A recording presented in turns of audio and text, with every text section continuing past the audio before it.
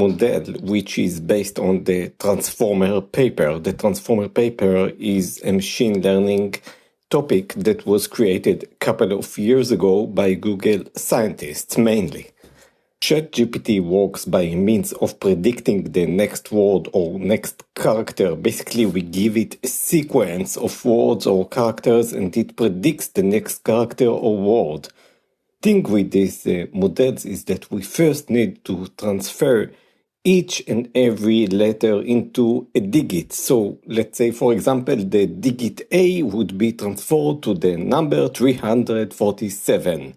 Sometimes it can even take a couple of characters and transform them all into a digit. So we have a trade-off in between many characters and many words being transferred to a closed set of numbers, but then this closed set of numbers would have high cardinality, which means it would not be just 0 to 127, it could reach up to 50,000 if a single digit could represent multiple characters.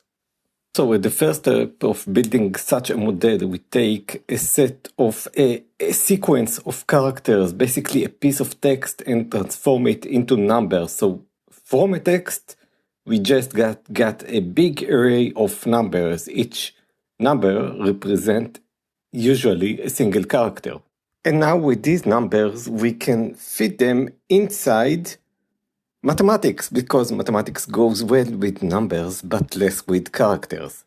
And note that some of the numbers do not need really to be only characters. For example, a new line, if we see a 0 in this bulk of numbers, this can be just a new line that we have represented in numbers instead of characters. The next thing to do after converting the text into numbers is to separate the input data into trained data and validation data. We can take, for example, 90% of the data and turn it into the actual trained data, and then 10% into the validation data, because if we'll have 100% of the data as the trained data, then we'll have overfitting. It would actually reproduce whatever we gave it as an input specifically, and not some other kind of data. So we separate the data into trained data and validation data. The next thing to do after we have converted the characters to numbers and then separated to trained data and to validation data is to start training the transformer. In order to train the transformer, we need to feed it in with the text, with the numbers. However, we cannot take the whole text and feed it into the transformer. This would be computationally too hard. So we separate the text into random pieces. We take different blocks at random sizes. We have a max block size, and we fit these separate blocks into the transformer. So let's take the first 10 characters out of a text. Basically, this would be an array of 10 numbers. We create a tensor out of it. So tensor, brackets, and then a simple array of the 10 first number.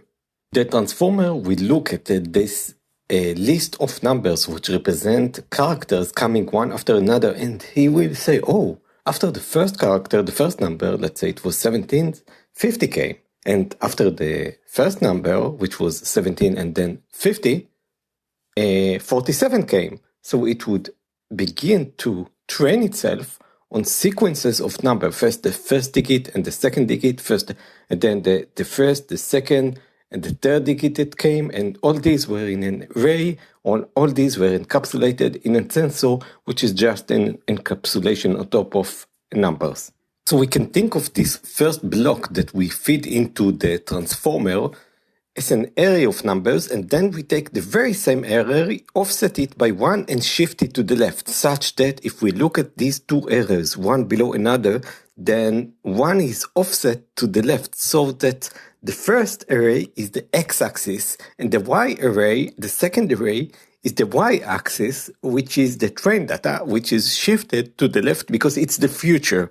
For every digit in the first array, we have the digit that comes next after these sets of digits in the second array. One is called the x data, and the other is called the y data. And we train this transformer not only with big sequences and then what comes after next, also with one letter and then comes what's next, and then two letters and what is the third one, and then four letters and what comes the next one. And so the transformer is used to being trained on different sizes of input text. In order to train the model, we need to have a loss function and we need to have a training loop.